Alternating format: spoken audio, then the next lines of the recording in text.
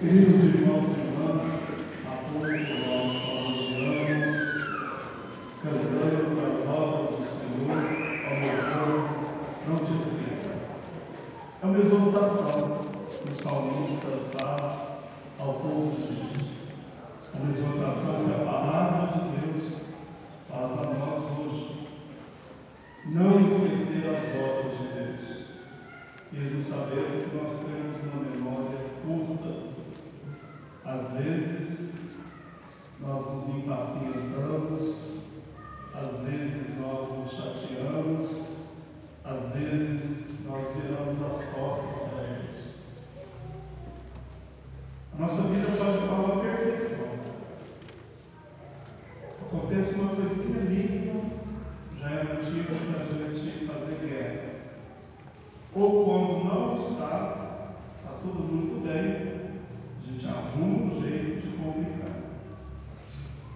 Tem gente que é tão cri-cri que sempre vai arrumar uma coisa para aborrecer-se e para aborrecer o outro no dia. É aquela pessoa que é capaz. A hora que vai dormir, se lembrou que não chateou alguém, levanta e vai chatear. Internet, telefone, mesmo dentro de casa.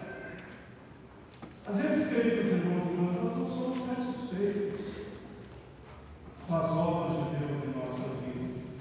Às vezes, nós não damos valor ao que Deus fez, faz e fará em nossa vida. Às vezes nós queremos levar vantagem. Nós humanizamos aquilo que é divino. Não foi diferente com o povo de Deus. Veja bem, queridos irmãos e irmãs, o povo de Deus era escravo, sofria, trabalhava longas jornadas, construindo os monumentos aos egípcios. Quando Deus disse que viu e ouviu o clamor e mandou Moisés, o profeta, para libertar esse povo, o povo aceitou a libertação. Mas nas primeiras dificuldades, no deserto, começa a apacentar-se, a murmurar, a voltar-se contra Deus, a falar contra Deus e contra seu profeta. Às vezes, nós vivemos a mesma situação, queridos irmãos e irmãs. Às vezes, nós arrumamos motivo para reclamar. Cada um deve pensar. Por favor, não fica pensando no outro. A gente tem essa tendência. Quando o padre fala alguma coisa, logo não vai pensando no outro. Olha para você. Como que você tem sido a sua relação com Deus? Precisamos redescobrir que Deus está presente. E diz o agiógrafo, o escritor sagrado, Javista, que Deus pediu para o profeta Moisés moldasse a imagem de uma serpente de bronze, e todas as vezes que o povo olhasse para esse sinal, seria curado. Apenas olhar. Mas a questão é a fé, não é a cobra, não é a serpente, mesmo que seja cultuado nos tempos do povo circunvizinhos, eles tinham uma certa veneração e adoração pelas serpentes. Mas é olhar, e quem pede? Às vezes Deus nos pede o mínimo, e nós já encontramos dificuldades. Aqui é uma relação de proximidade, de aceitação daquilo que Deus pede. Obediência. Como diz o ditado, quem obedece não é. Assim deve ser a nossa relação com Deus. A segunda leitura, queridos irmãos e irmãs, é um livro maravilhoso. Se nós tivéssemos conhecimento e razão suficiente para desvendar esse grande mistério salvífico, nós compreenderíamos todo o mistério da salvação, pois Cristo, sendo Deus, de condição divina, Ele faz a sua kenosis, o seu esvaziamento, assume a nossa carne, vem morar no nosso meio. João, no prólogo, usa uma expressão muito bonita, ele ama as suas Shekinah no nosso meio. Ele não ficou ausente. Ele assume a nossa vida, a nossa dor e vem morar conosco. Para que, queridos irmãos e irmãs? Aí nós deveríamos dar esse salto na fé.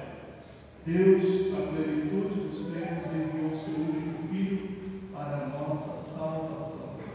Se a gente começar a olhar para o crucificado como aquele que verdadeiramente deu a vida de forma incondicional por nós, queridos irmãos e irmãs, vamos entender esse mistério. A cruz de Cristo, ela é instrumento de salvação.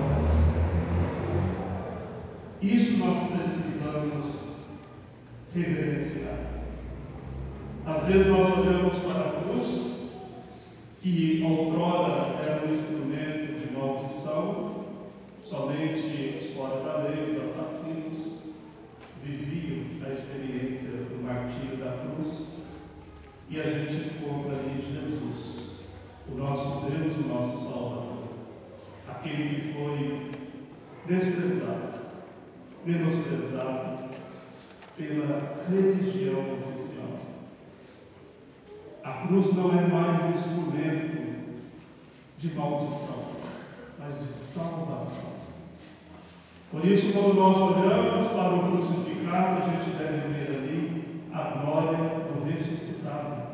Por isso, quando nós olhamos para a cruz de Cristo, queridos irmãos e irmãs, devemos ver ali aquele que assumiu a nossa carne, a nossa dor, viveu tudo como nós, menos o pecado.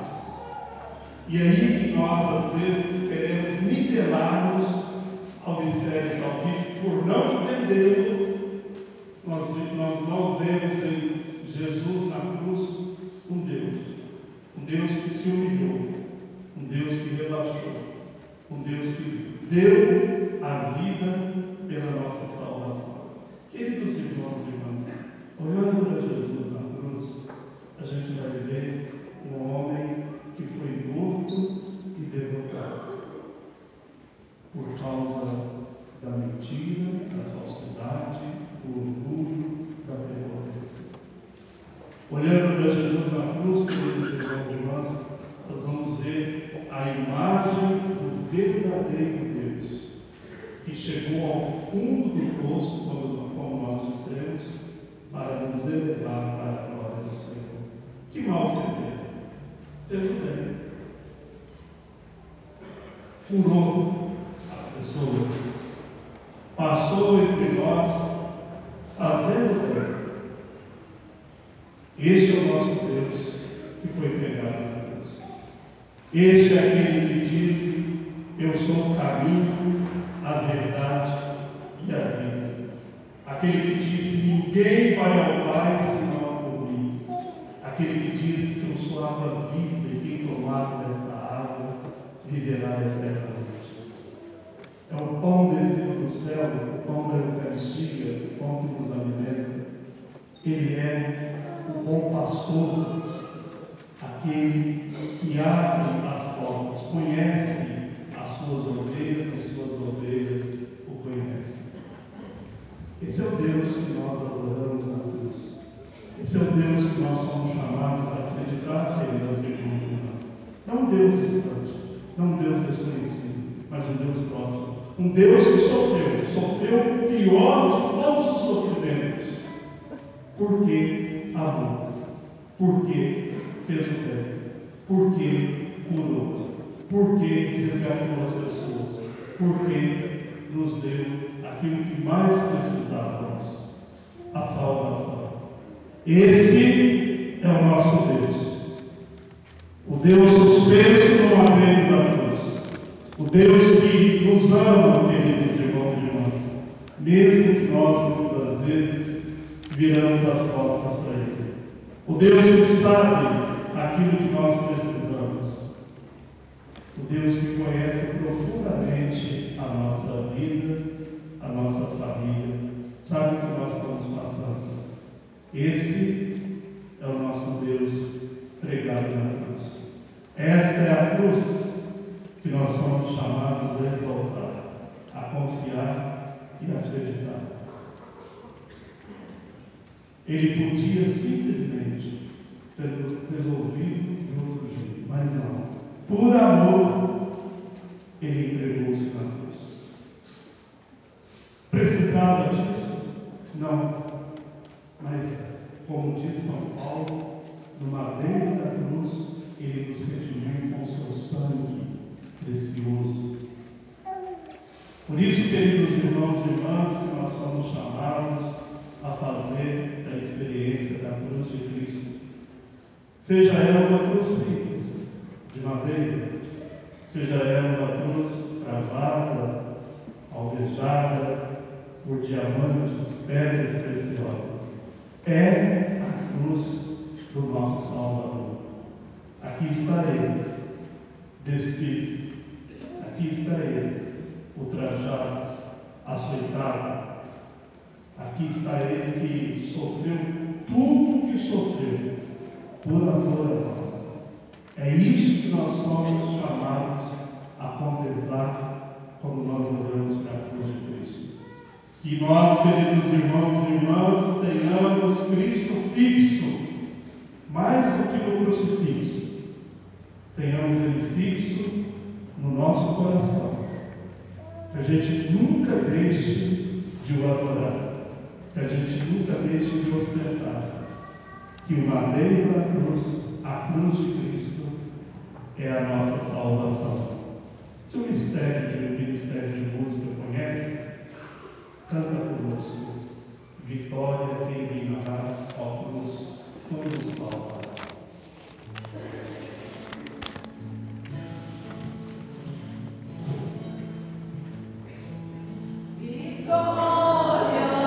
Ficamos em pé.